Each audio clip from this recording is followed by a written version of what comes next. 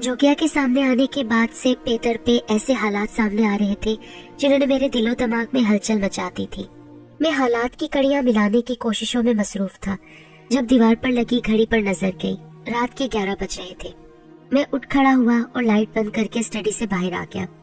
अब मेरे कदम अपने कमरे की तरफ थे जब मुझे ऐसा लगा जैसे पेपर वेट में नजर आने वाले बच्चे की वही आंख कहीं करीब से मेरी एक एक हरकत का जायजा ले रही हो। मैं गैर इख्तियारी तौर पर ठिठक कर रुक गया। मैंने चारों तरफ नजर दौड़ाई और मुझे अपनी हमाकत पर हंसी आ गई। पेपर वेट के सियाल माथे में महफूज की गई वो आंख भला मेरा किस तरह ताकुब कर सकती है? मेरा वहम है। मैं जहन झटक कर अपने कमरे में दाखिल हुआ तो एक बार फिर मेरे दिल की धड़कनें तेज हो गई। मेरे कमरे में गुप अंधेरा था जबकि मैं हमेशा एक नाइट बल्ब जलाए रखने का आदी था।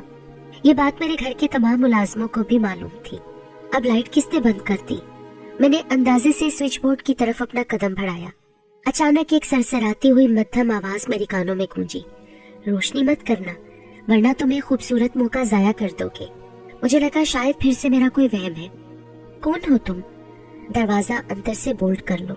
वही मध्यम आवाज दोबारा उभरी। तुमने मेरे सवाल का जवाब नहीं दिया।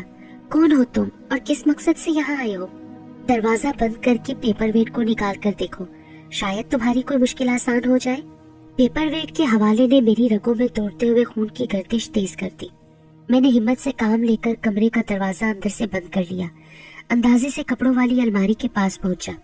अब कमरे में तारीक गुप अंधेरा मेरी नजरों के सामने से आहिस्ता आहिस्ता छट रहा था, इसलिए कि मैं अपने कमरे के एक एक गोशे से वाकिफ था। मैंने हाथ बढ़ाकर अलमारी का दरवाजा खोला तो चौंके बगैर न रह सका। 1.5 इंच का वो पेपर वेट जिसे मैंने खुद अपने हाथों से अलमारी के अंदरूनी हिस्से में रखा था बिल्कुल अब मेरी आंखों के सामने मौजूद था। पेपर वेट पूरी तरह रोशन था और रोशनी में वो आंख किसी जिंदा आंख की मानित गर्दिश करती नजर आ रही थी।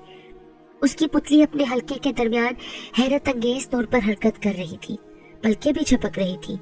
मेरे पूरे वजूद में तो सर्द लहर दौड़ गई। मेरी पूरी तवज्जो उस आंख पर थी कि वो आंख अचानक गर्दिश करते करते मेरे चेहरे पर जम गई। उस आंख के सफेद हल्के में खून की नसें भी आहिस्ता आहिस्ता वाज़ेह होने लगी। मुझे यूं लगा जैसे मैं जागती आंखों से कोई भयानक या डरावना ख्वाब देख रहा हूँ, मगर वो ख्वाब नहीं था। तुम अपने बाप की पुरस्कार मौत का राज जानने के लिए बेचैन हो ना? हाँ, पर तुम कौन हो? जोगिया ने तुमसे जो कहा वो गलत नहीं था। पेपर वेट के अंदर महफूज वो पुरस्कार आंख मुझसे गुफ्तगू करने लगी। जरगाम तुम्हें बताना चाहता था कि कच्चे धागे के पीछे किसका हाथ है, लेकिन किसी ताकत ने उसके होठों पर मोहर लगा दी। जरगाम? मेरा इशारा उस बूढ़े की तरफ है जो तुम्हें रूपनगर में कश्मीर एम्पोरियम पर मिला था। लेकिन उसके बेटे ने तो... हाँ, मुझे मालूम है, उसने भी गलत नहीं कहा था। जरगाम को मरे पूरे 10 साल गुजर चुके हैं, लेकिन उसकी बेचैन रूह अभी तक मेरी ही तरह तुम्हारी दुनिया में भटक रही है। वो किसी हादसे का शिकार हुआ था। मेरे पास वक्त कम है, मेरा हाथ थाम कर खामोशी से चलो। जिंदा आग की पुतलियां बेचैनी से मुतहरिक हो गई। जो कुछ देखना उसे सिर्फ अपनी जात तक महदूद रखना। जोगिया के अलावा किसी और के सामने जुबान खोलने की गलती ना करना, वरना क्या? इस वक्त ज्यादा सवालात से गुरेज करो। पेपर वेट उठाकर जेब में रख लो। खुद पर हर हाल में काबू रखने की कोशिश करना, वरना सारा खेल बिगड़ जाएगा। मैंने कुछ भी सोचे समझे बगैर पेपर वेट को उठाकर जेब में रख लिया जो इंतहाई रोशन था। मेरा हाथ लगते ही पेपर वेट की रोशनी अचानक गुल हो गई। मैंने किसी हैरत का इजहार नहीं किया। जो कुछ मैं देख रहा था वो शोबदेबाजी का कमाल भी हो सकता था। है, जब मैंने पेपर वेट को जेब में डाला तो मुझे ऐसा महसूस हुआ जैसे किसी बच्चे के हाथ की इस्तख्वानी उंगलियों ने मेरी सीधी कलाई पर अपनी गिरफ्त जमा ली हो। वो उंगलियां गोश्त पोस्ट की कैद से यकसर आजाद थी। उनकी मजबूत गिरफ्त मुझे अपनी कलाई में चुभती महसूस हो रही थी। मुझ पर साथ ही गनूदगी का गलबा भी होने लगा। मैं गनूदगी की हालत में 2-4 कदम उठाता हुआ अपने बंगले के अगबी हिस्से की तरफ जा रहा था। कोई नादीदा कुव्वत मेरे आसाब पर पूरी तरह हावी थी। मैं देख सकता था, सुन सकता था, लेकिन अपने किसी इरादे पर अमल करने से कासिर था। मावराई ताकतों ने मुझे पूरी तरह अपने काबू में कर रखा था। मैं बंगले के अगबी हिस्से से निकलकर खुली सड़क पर आ गया। फिर मुझे यूं लगा जैसे मेरे कदम जमीन से उठ गए हो। इसके साथ ही हवा की शाय शाय की तेज आवाज मेरे कानों में गूंजने लगी। ऐसा लग रहा था जैसे मैं बर्क रफ्तारी से फिजा में परवाज कर रहा हूँ। वक्त की रफ्तार भी हवा से बातें करने लगी। कभी सुबह का मलकजा अंधेरा, कभी सूरज की तेज रोशनी की तमाज़त, शाम का झटपटा अंधेरा, रात की तारीकी, कभी चांद और सितारों का नजर आकर गायब हो जाना, कभी दिन के उजाले का तेजी से फैलकर अंधेरों में मदगम हो जाना। सब कुछ तिलिस्मी और नाकाबिले यकीन लग रहा था। सूखी हड्डियों वाली उंगलियों की गिरफ्त की नाकाबिले बर्दाश्त चुभन बढ़ती जा रही थी। शायद इस तकलीफ की शिद्दत का एहसास ही मेरे जहन को मफलूज करने का सबब था। लेकिन एक हैरत अंगेज बात और भी थी। मेरी आंखों में एक लम्हे को भी नींद का खुमार नहीं उभरा। मुझे हर शय धुंधली धुंधली नजर आ रही थी। बच्चे की पुरअसरार आंख ने मुझे खामोश रहने की ताकीद की थी। उसने अगर मना न किया होता तो मेरी कुव्वते गुफ्तार मेरा साथ न देती। मेरी हदायत को फरामोश मत करना, अपनी जुबान को काबू में रखना, वरना सारा खेल खराब हो जाएगा। फिर मुझे एक झटका सा लगा। मेरी नजरों के सामने से धुंध की चादर यकलक से रख गई। अब मुझे अपने करीब की हर शय वाज़े नजर आने लगी। मैं किसी इमारत की जमीन दोस्त तहखाने में खड़ा था, जहाँ एक तरफ काट का बाढ़ था, दूसरी तरफ पुख्ता जमीन पर एक औरत इस कदर कसम पुरसी के आलम में बेयारो मददगार पड़ी थी कि उसे देखते ही मुझे झुरझुरी आ गई। मेरी नजरें उसके वजूद पर जम कर रह गई। उसके जिस्म पर कपड़े की एक मामूली सी धज्जी भी नजर नहीं आ रही थी, लेकिन बड़ा न होने के बावजूद उसके अंदर ऐसी कशिश भी बाकी नहीं रह गई थी जो किसी जिन्स से मुखालिफ की रगों में दौड़ते हुए खून में कोई गर्मी या हरारत पैदा कर सकती। अगर उसकी आंखें खुली ना होती, गर्दन से ऊपर का हिस्सा सही सलामत ना होता, तो मैं उसे किसी बदनसीब औरत की जली हुई लाश ही समझता। उसके पूरे जिस्म पर बड़े बड़े आंवले मौजूद थे। जिल्द की स्याही माइल रंगत देखकर यही अंदाजा कायम किया जा सकता था कि इसके चेहरे के मुख्तलिफ हिस्सों को बार बार किसी दहकती हुई शय से इस तरह दागा जाता रहा है कि वो कर्ब और अजियत से दो चार होने के बावजूद जिंदगी की कैद से छुटकारा न हासिल कर सके। उसके जिस्म के अक्सर हिस्सों से पीप बह रही थी, जिसका ताफून पूरे माहौल को परागंदा कर रहा था। उसके सीने को इस अंदाज में जख्मी किया गया था कि वो कचोके लगे हुए गोश्त के लोथड़े की शक्ल इख्तियार कर चुका था, जिस पर जा बचा जमा हुआ खून भी स्याह पपड़ियों में तब्दील हो गया था। उसके अतराफ गंदगी और गलाजत के ढेर थे। उसके हाथ और पैरों को जंजीरों से इस तरह बांधा गया था कि वो करवट बदलने की पोजीशन में भी नहीं थी। उसके चेहरे पर मौत की हसरतें तड़पती नजर आ रही थी। उसकी बेनूर आंखें छत पर मरकूज थी। थोड़े थोड़े वक्फे से उसकी पलकें झपकती, फिर वो सूखे हुए हलक से एक करपनाक सिसकी लेकर दोबारा छत को टिकटिकी बांधे देखने लगती। वो जाहिर हालत में अपनी उम्र से कहीं ज्यादा नजर आ रही थी। मुझे नहीं मालूम कि वो इस हाल तक किस जुर्म की पादाश में पहुंची, लेकिन उसके वजूद का खंडर इस बात की निशानदेही कर रहा था कि इमारत कभी बहुत हसीन रही होगी। वो जिन लोगों की कैद में थी वो यकीनन खूनी दरिंदों से ज्यादा बेरहम होंगे। अगर उनमें इंसानियत होती तो इसे मुसलसल अजियतें देने के बजाय एक ही बार गोली मारकर या गला घोंटकर खत्म कर चुके होते। मैं किसी बेजान मुजस्मे की मानद खामोश खड़ा उसे देख रहा था। मेरे ऊपर सख्ती की कैफियत तारी थी। एक अनजान खौफ मुझे पसीना पसीना कर रहा था। वो औरत कौन थी? मुझे इस जगह क्यों लाया गया था? क्या मैं होश में था या किसी ख्वाब की कैफियत में? अभी मेरे जहन में कई सवालात आ रहे थे कि दो हट्टे कट्टे पुजारी, जिनकी निगाहों से नफरत, हकारत और दरिंदगी झांक रही थी, तहखाने का वाहिद दरवाजा खोलकर अंदर दाखिल हुए। मैं ऐसे जाविये पर खड़ा था कि उनकी निगाहों में नहीं आ सका। ये भी मुमकिन था कि तहखाने में मेरी मौजूदगी चूंकि उनके वहमो गुमान में भी नहीं आ सकती थी, इसलिए उन्होंने औरत के सिवा किसी और तरफ देखने या मतवज्जा होने की जरूरत ही न महसूस की। वो कदम उठाते औरत के करीब जा खड़े हुए। तुम? औरत के होठों से दर्द भरी आवाज उभरी। अब क्या लेने आए हो? क्या तुम्हारा मन अभी तक शांत नहीं हुआ? नहीं, जब तक तेरे पलीद शरीर और गंदी आत्मा का संबंध कायम है, हम शांत नहीं हो सकते। इसका कारण तू भी जानती है, कलंकनी। अगर मैं कलंकनी हूँ, पापन हूँ, तो तुम दोनों एक ही बार मेरा क्रियाक्रम क्यों नहीं कर देते? बार बार मेरे जख्मों पर नमक छिड़कने क्यों आ जाते हो? फिक्र मत कर फाशा औरत, हम तेरी ये ख्वाहिश भी पूरी कर देंगे, लेकिन तुझे पहले अपनी जुबान खोलनी पड़ेगी। उस हराम के तुखम का नाम उगल दे जिसने तुझे धर्म से मुंह मोड़कर पाप का रास्ता दिखाया था। मैंने कोई पाप नहीं किया। जिसने मेरे पाक जीवन में जहर खोला, जिसने मेरे साथ जोर जबरदस्ती से अपना मुंह काला किया, वो कोई और नहीं बल्कि तुम्हारा अपना दोस्त था। मैं तुम्हें पहले भी उस कमीने का नाम। खबरदार। जवाब में पुजारी ने इतनी शिद्दत से उस औरत के मुंह पर लात मारी कि उसके होठों से खून जारी हो गया। फिर चीख कर बोला, अगर तूने दोबारा उस नेक इंसान का नाम अपनी जुबान से लिया तो मैं तेरी जुबान काट कर फेंक दूंगा। ये सीधी तरह जुबान नहीं खोलेगी, दराज कद पुजारी ने सफाक अंदाज में कहा। फिर उसने काट कबाड़ के पास रखे हुए मटके नुमा बर्तन को भरकर उठा लिया। उसके तेवर खतरनाक थे। दोबारा करीब जाकर उसने मटके में मौजूद स्याह रंग का कोई बदबूदार तेल औरत के जिस्म पर लौट दिया। ये तुम क्या कर रहे हो? दूसरे पुजारी ने एहतजाज किया। अगर ये मर गई तो हम उस पापी का नाम किस तरह मालूम करेंगे? इसकी आत्मा से, दराज कद पुजारी हज़ियानी अंदाज में बोला। फिर उसने जेब से माचिस निकालकर तेल को आग लगा दी।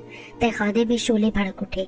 औरत की करबनाक चीखें मेरे वजूद को लरजाने लगी। जिंदगी और मौत का भयानक और शैतानी खेल देखकर मेरे सब्र का पैमाना लबरेज होने लगा। मैंने अंजाम की परवाह किए बगैर हट्टे कट्टे पुजारियों की सिम छलांग लगाने की ठानी, लेकिन कामयाब न हो सका। मेरी कलाई पर इस तख्वानी उंगलियों की गिरफ्त और सख्त हो गई थी। अपनी मौत को दावत मत दो।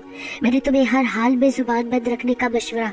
कर्ब में डूबी हुई वही आवाज मेरे कानों में फिर गूंजी, लेकिन उसका जुमला अधूरा ही रह गया।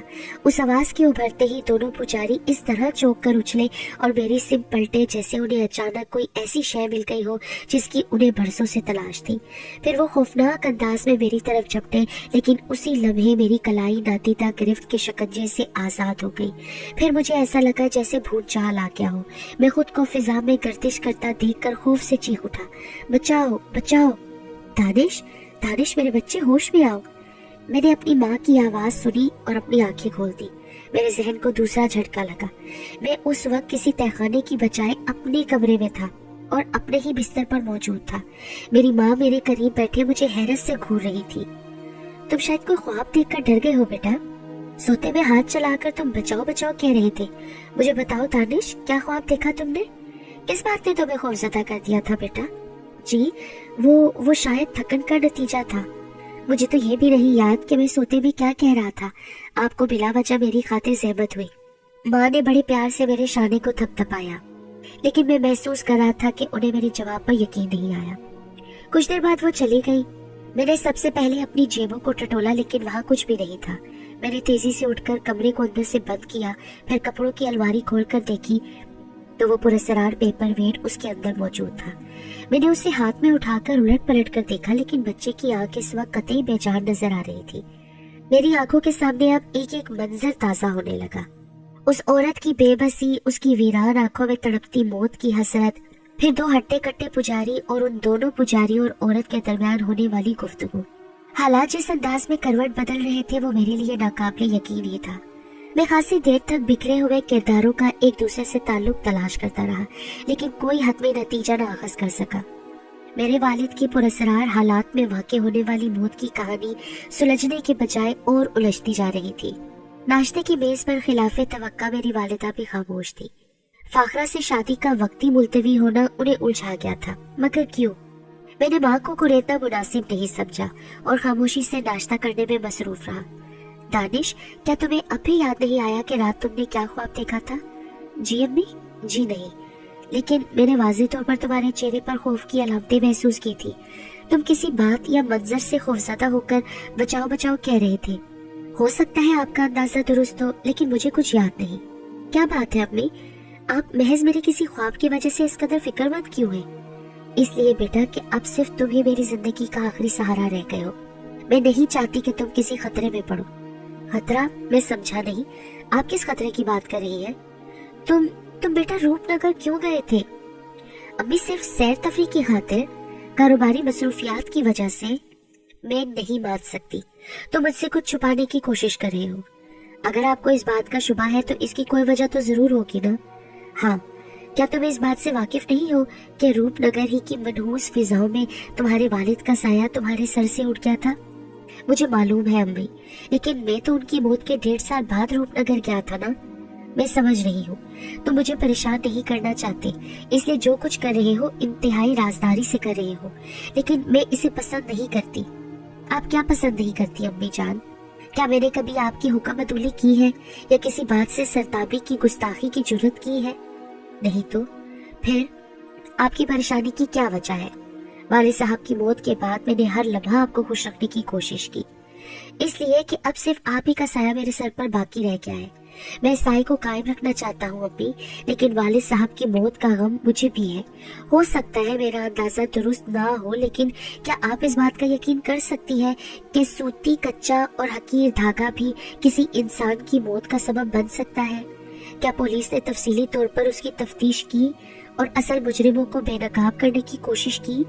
क्या औलाद होने के नाते ये मेरा फर्ज नहीं है कि मैं उन जालिमों को बेनकाब करके सजा दिलवाऊं जिन्होंने मेरे सर से बाप का साया और आपका सुहाग छीन लिया? मेरी बात ठंडे दिल से समझने की कोशिश करो दानिश। कुछ बातें ऐसी होती हैं जिन्हें ना कुरेदना ही बेहतर होता है। गलाजत में पत्थर फेंकने से अपना दामन दागदार होने का खतरा होता है।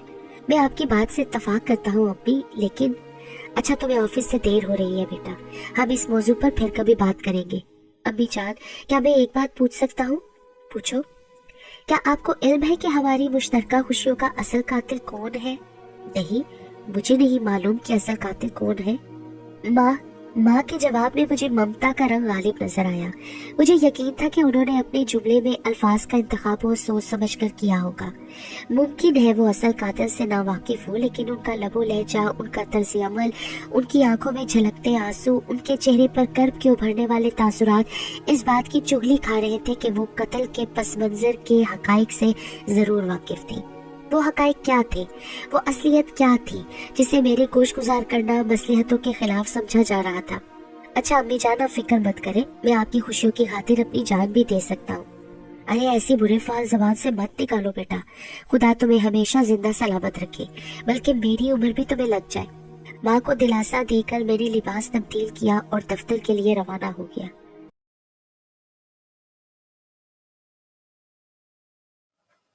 अगर आपको हमारी वीडियो पसंद आती है तो वीडियो को लाइक कीजिए और मुझे कमेंट्स में बताइए आपको वीडियो कैसी लगी, और चैनल को ज़रूर सब्सक्राइब कीजिए।